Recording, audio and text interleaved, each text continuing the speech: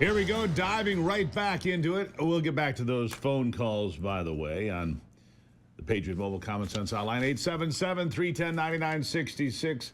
I'll get to you as soon as I can. Don't you worry. Tony and others that are waiting online will get there.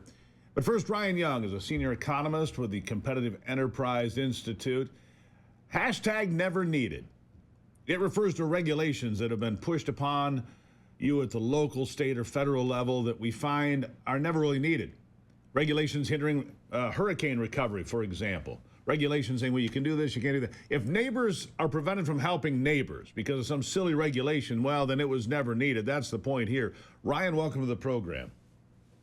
Thanks so much for having me on. And some of these things became pretty clear during COVID. You know, all these regulations. And look, I have said for a long time, regulation without representation is worse than taxation without representation. I believe that. And taxation without representation founded this country. But we have a regulation nation.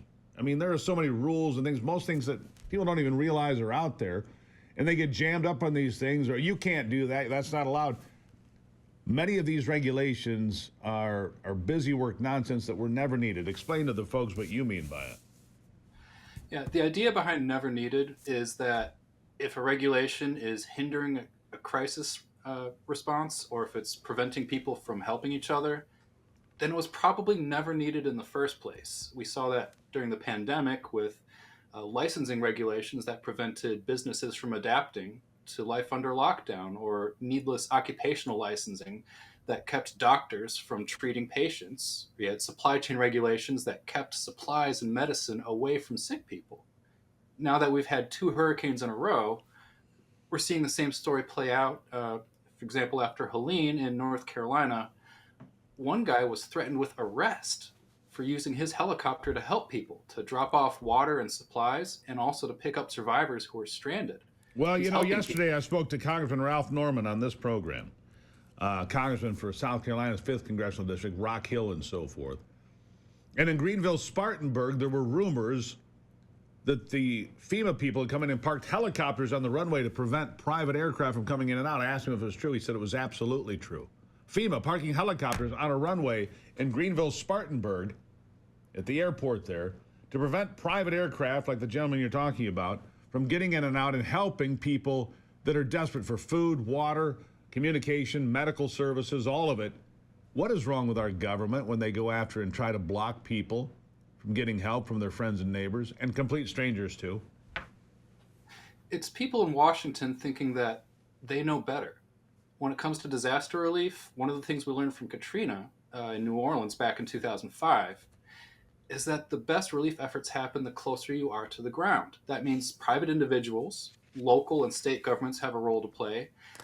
Washington, if FEMA wants to provide funding, if they want to help get supplies down there, that's great. If they're blocking runways, that's not so great. Those are the kind of never needed rules we're talking about. Or in Florida, think of all the construction jobs and all the reconstruction, all the medical help that people need. There are rules that make it against the law for doctors to practice medicine in Florida if they're licensed in Georgia. Or if you're a plumber or an electrician, if you're licensed in one state, you might not be able to do that in Florida. There's no good reason for that. If you're certified in one state, electrons don't behave any differently in Illinois than they do in Florida. There's no good reason for those regulations. You know, it's interesting you point that out, Ryan, because look, if I have a concealed carry permit in Michigan for a handgun, it's good in something like 40 other states. Not all 50, should be all 50, but in 40 other states. You know why? Because having a gun and being licensed in Michigan makes me legal in Ohio and Indiana, because the equipment works the same as electrons, protons, neutrons, all that. It all works the same regardless of whether you cross an invisible state line, doesn't it? Yeah, and there's one state in the country that gets this, and that's Arizona, for almost all of their occupational licenses, even though they have too many of them. If you have a license in any other state, you know, if say South Carolina says you're good to be an electrician by our standards, then you're grandfathered in Arizona.